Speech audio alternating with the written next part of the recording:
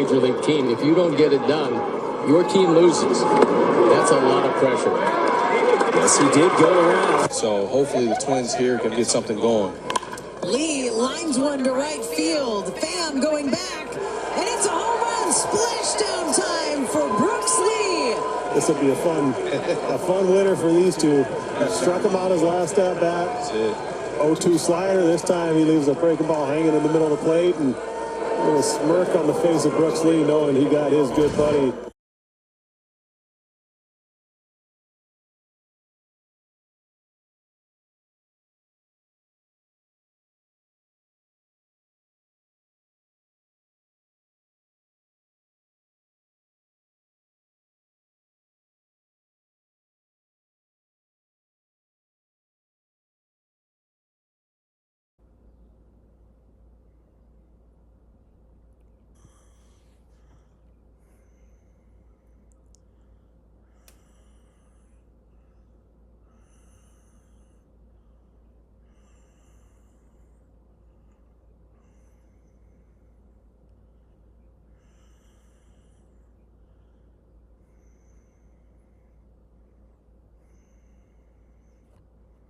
At the big league level.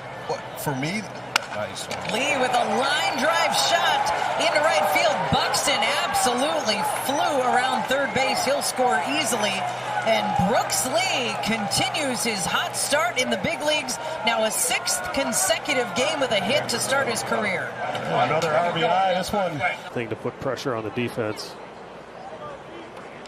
A line drive right up the middle into center field. Brooks Lee delivers. The Twins have the go-ahead run.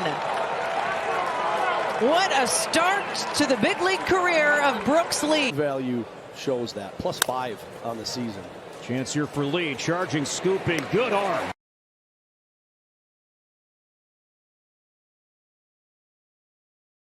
A handful of ground balls so far for Brooks Lee. That's the first time we've seen him come in and make a play.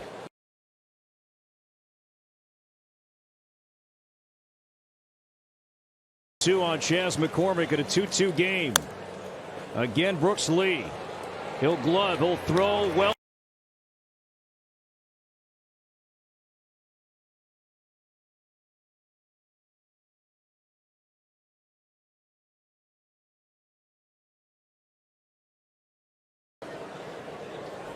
He bunts crisply. Lee, bare hands, throws him out.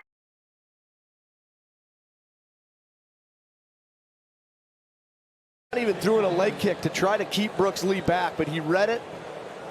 Textbook play, and look at, he got him by 10-15 feet.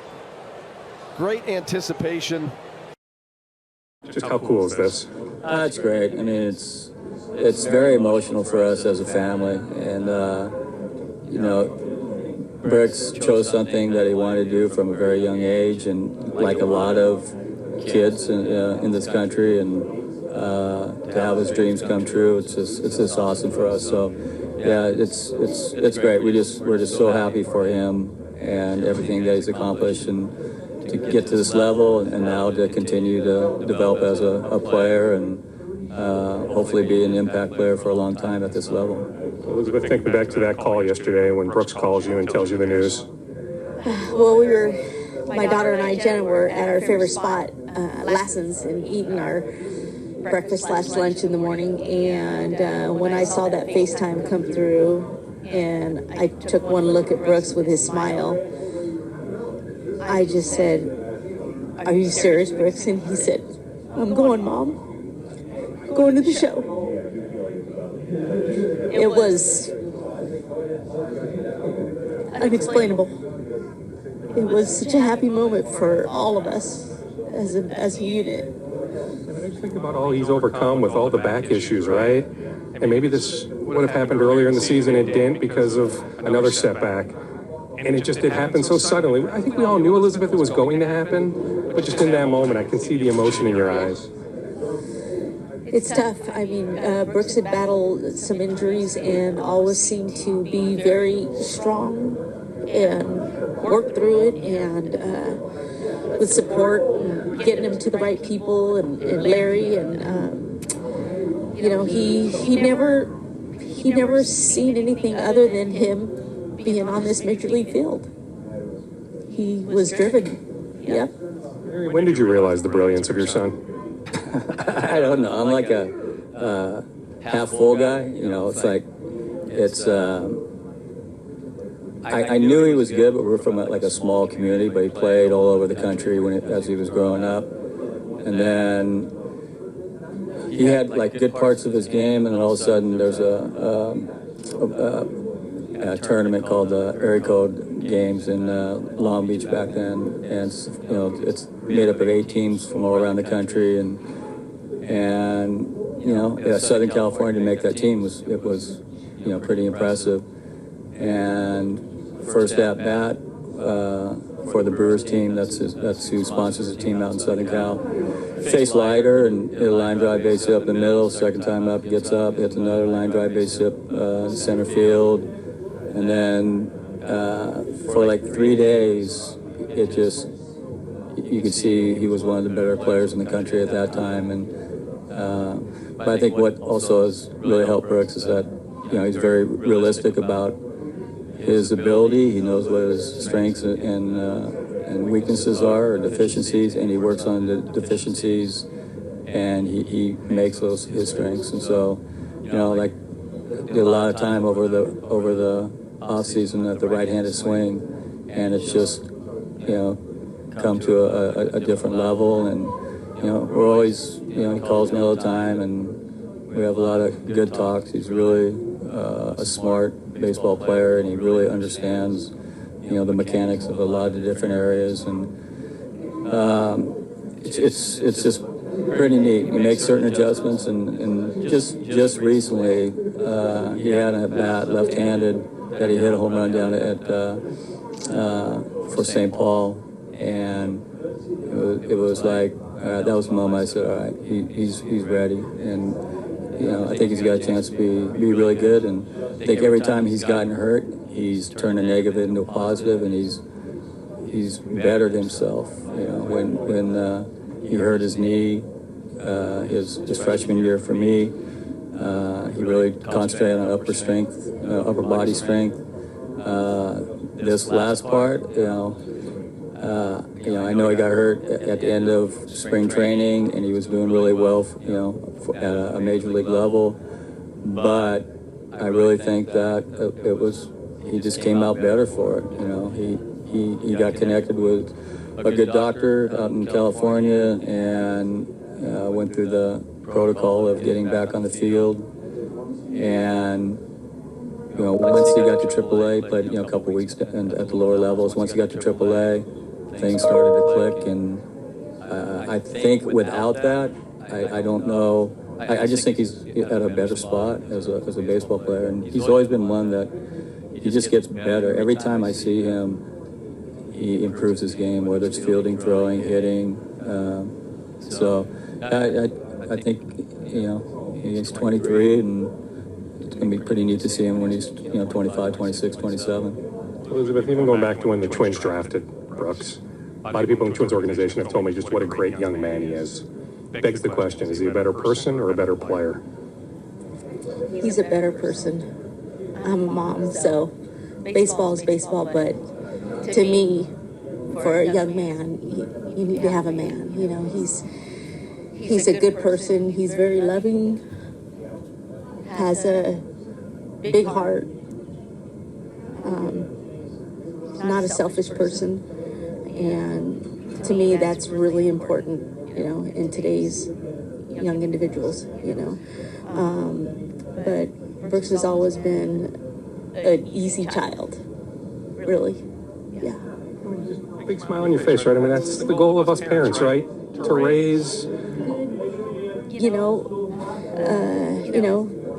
it's hard for me to gather the words on it, but you want him to be productive, you want him to be successful, you want him to be happy with what they do, you want them to be good individuals, you want them to give back to their community, and that's what we thrive on, and always being positive and not being negative, and trying to be a leader out there. And Brooks is, like Larry said, he's ready. Yeah. He's checked a lot of boxes already, right? I mean, even first strikeout, but first hit, first RBI. In fact, first hit taken away, the bullet he hit earlier today to the second baseman. Like, missed that one. Yeah. It's, I just think as parents, I have to see him as a coach, but we see him so much as a, when we're watching the games, we just see him as our son, and we just, like, when he got his first hit yesterday, the smile that he had is like, pretty special. So, how about that embrace with Carlos Correa? Carlos gave him that big hug. It's really important to have, someone like Correa that's a great embrace your child. And when we came out here and when we first came out when they signed him, and Carlos Correa was here, and he came over and we got introduced to him. Of course, we were in awe, and so was Brooks himself. And he turned around and looked at me and he said, "Nos cuidamos," and that means we'll watch over him. That to me was important. He is, right? I mean, that's the beauty. It's come to fruition now. Yeah, the support is huge, and that comes to being a good young man. And when you're a good person, you get the support. They respect you, and I think that's what Brooks has showed out on the field with all the other senior journeyman players.